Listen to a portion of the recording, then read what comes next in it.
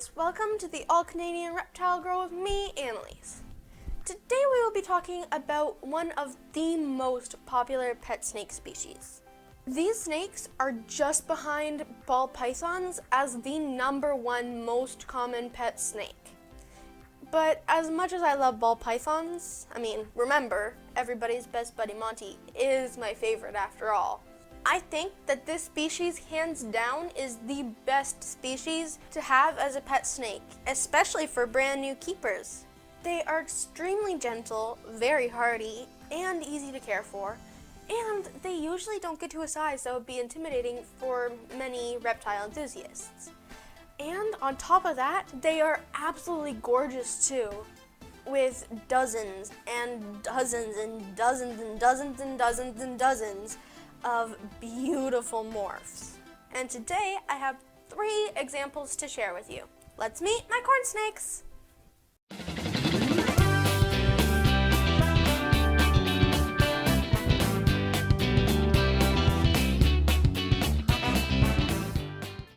Because corn snakes are so popular, there are like 80 billion different care guides out there. And they're all saying about the same thing, so I won't get too much into that. Instead, today I am going to be introducing you to my corny friends and talking a bit about their physical and behavioral characteristics. We will kick it off with Noodles here. Before we start though, I would like to just clarify that Noodles is a snake and not a real noodle, which makes her wait for it, an imposter. Noodles is our female corn snake that we took in as a rehome a couple of months ago.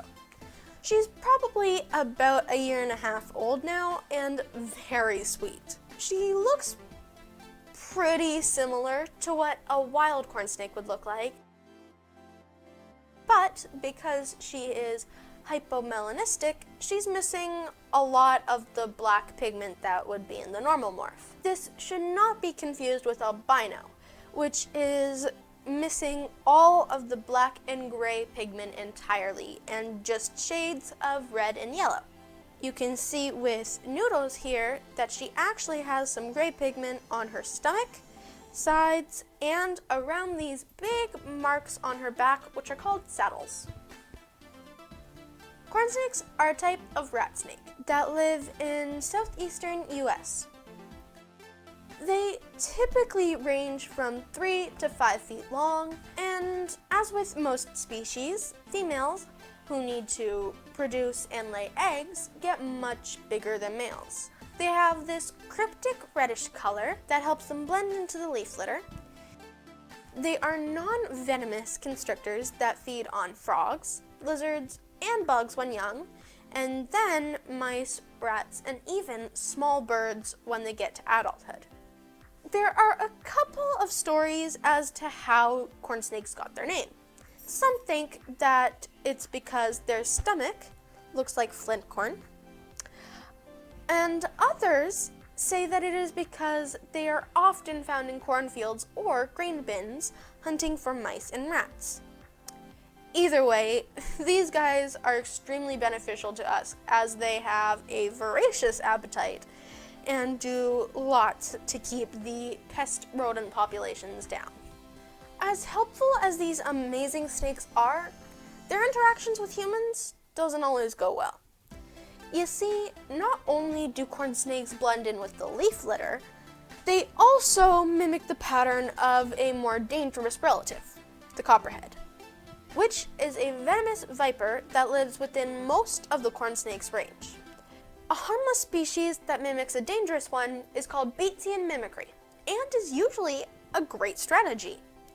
By looking like the copperhead, including flattening out the head to make their head look more like a copperhead's head, and by adopting the exact same coiled strike pose when threatened, corn snakes could easily trick would-be predators into leaving them alone. See? I told you Noodles was an imposter. Don't have to keep doing that. Usually, this works pretty well against predators. Sadly, this is not always the case with people, who, instead of giving them their space, kill them for looking like a copperhead. One of the reasons I started this channel and why I want to work in reptile education is because I want to prevent these misunderstandings. I'm not just referring to knowing the difference between similar looking venomous and non-venomous snakes, but also why we should coexist with all snakes, not just the harmless ones. I lived in Virginia for 3 years, where copperheads were very common. I know my mom worried about me running into one of these guys whenever I went into the woods or out fishing with my dad. And I mean, they seem scary, sure, but they are shy, secretive snakes that would far rather hide from you than bite you. Every single copperhead we encountered in Virginia quietly moved away from us. And just like corn snakes, they are hugely beneficial to us in controlling rodent populations. I implore you, anytime that you see a snake, first and foremost, treat it with respect. If you're going to grab something to deal with a snake, make it a camera, not a shovel. If they are somewhere where you need to be, like in your backyard or on your front step, contact someone to professionally and safely remove it. Okay, rant over. As I've mentioned, in the wild, corn snakes look mostly like what Noodles looks like, with some variations. In captivity, well, that is a whole nother story altogether. Corn snakes have been bred to have an endless amount of colors and patterns. Let's meet another one of my corn snakes. Here is Frostbite. Frostbite is a snow motley. Snow refers to his white coloration, and motley refers to the spotted dashed pattern instead of saddles. You get the snow morph by breeding an albino corn snake to a certain type of anerythristic corn snake. Anerythristic meaning no red pigment. The motley pattern comes from one or both of the parents carrying that gene. Frostbite is almost a year old, so he's probably got about 1 or 2 feet to go. He is absolutely gorgeous, and it's a real shame that we never get to see him. He loves to burrow and spends the vast majority of his time under his substrate, in the little caverns and tunnels that he has created. It's not uncommon for us to go a week without seeing him. Here is the glass box of dirt that we tell our visitors he lives in. Usually they just have to take our word for it. As you could imagine, this morph would be basically useless in the wild. The only thing he would be able to blend into would be, well, snow.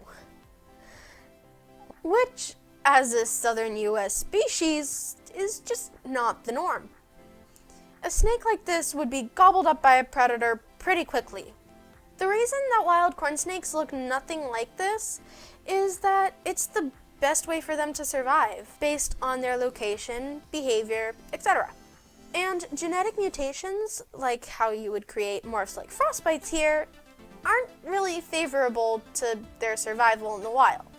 In captivity, we just took the stress of survival right out of the equation and are able to see all of the incredible morphs that corn snakes have. And there are new ones coming out all the time. Next up is another great example of a corn snake with a very different appearance. Not just in color, but also in size. Here is Dozer. He is about 5 years old, and we got him last year from a local pet store that had taken him in as a surrendered pet. He is a great example of an anerythristic or anery morph, which, if you recall from a few minutes ago, means that there is no red or yellow pigment. Now, if you look closely, you can see along his jaw and sides that he does actually have some yellow color. This is not pigment that his body produces as part of his morph. That's from keratin, which he gets from his diet. If we were to stop feeding him whole rodents and instead switch him to hot dogs, that color would fade away. That would be terrible for his health, though. Please don't feed your snake hot dogs. Another thing you might have noticed is that Dozer is enormous. Male corn snakes generally get to be around 4 feet long. Females, 5. The longest corn snake on record is a 72-inch long female. That's 6 feet. Dozer here checks in at 73 inches. 1 inch more than the largest corn snake. So why am I not going on and on about my record-breaking corn snake? Getting him into the record books, doing the talk show circuit, maybe even a stint on reality TV. Well, because Dozer isn't really a corn snake. Some of it is. But there is also some other stuff in the mix there too. We think that Dozer is a turbo corn, which is a corn snake mixed with either a bull snake or a gopher snake.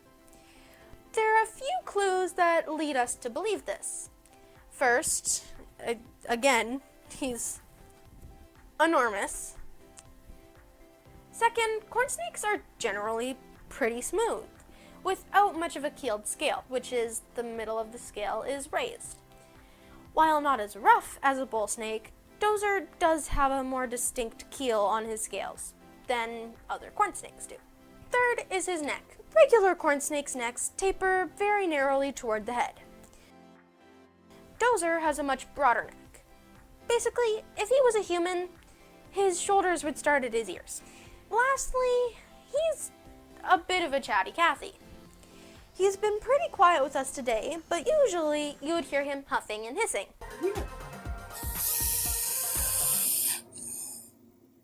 Can I go now? Thank you. Okay.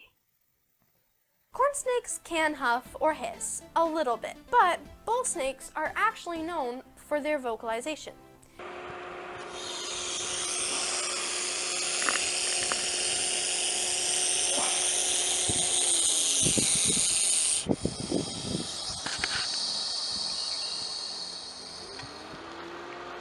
They can do this because their throat structure is completely different from other snakes. It is just so cool.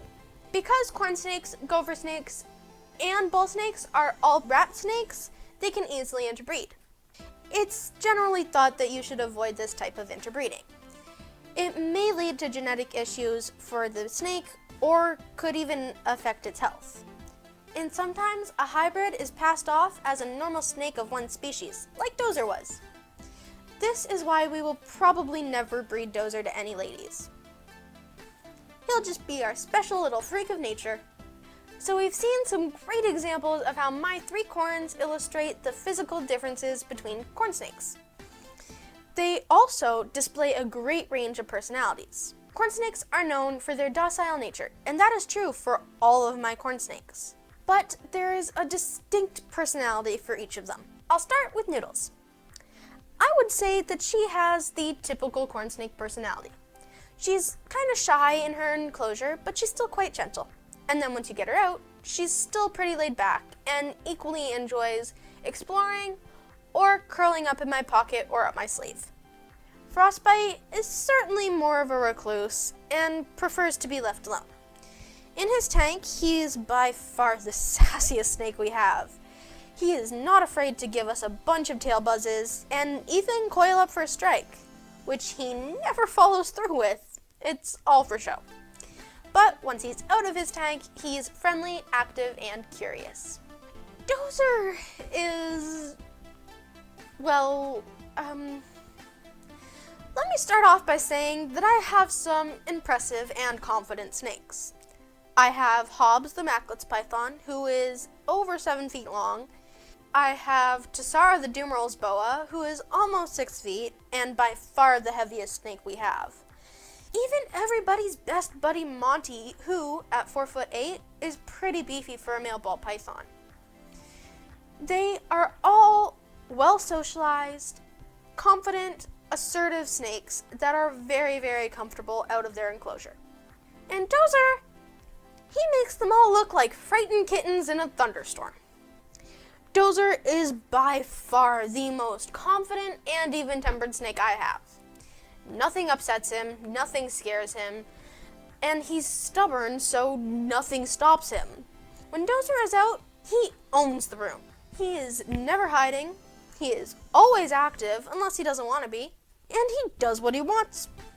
Thankfully, what he usually wants is just to hang out and climb all over you. He shows no signs of defensive behavior in his tank, in the house, or even in the backyard in the summer. We can go days or even weeks without handling him, and his demeanor doesn't change. I'd like to tell you that it was from a lot of hard work in socialization, but really, he's been like this since the day we brought him home. Dozer is a great snake to handle and an amazing reptile ambassador. Thanks, buddy. You're my good boy. Corn snakes make great pets.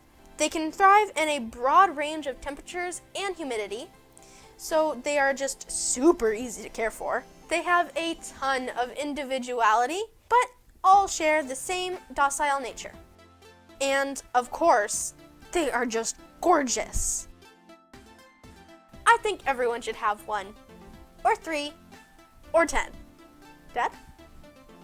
Thanks for watching me, the All Canadian Reptile Girl. I hope you enjoyed learning a bit about Noodles, Frostbite and Dozer, and learning about why corn snakes are just so cool.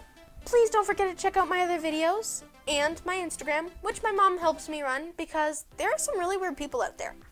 As always, please like, share, comment, and subscribe, and remember, nurture all nature. See you next time. Bye! Are you hungry?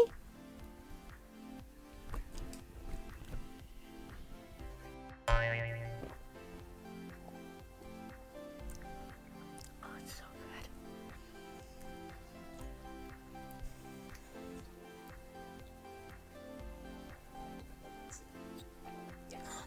I need to sneeze. I said I need to sneeze before I sneeze this time. Happy? It looked like you were gonna kiss and eat her. Oh no, Noodles!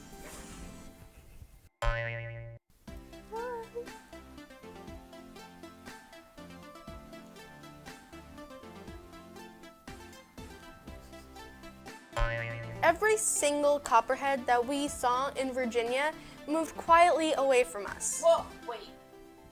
How many copperheads did you see in Virginia? It doesn't matter. It's fine. No. Tell me how many you saw. That's not a question for me. I think I'm gonna redirect you to Dad. Dad? Ooh. We're gonna talk about this later. Won't that be fun? Yes.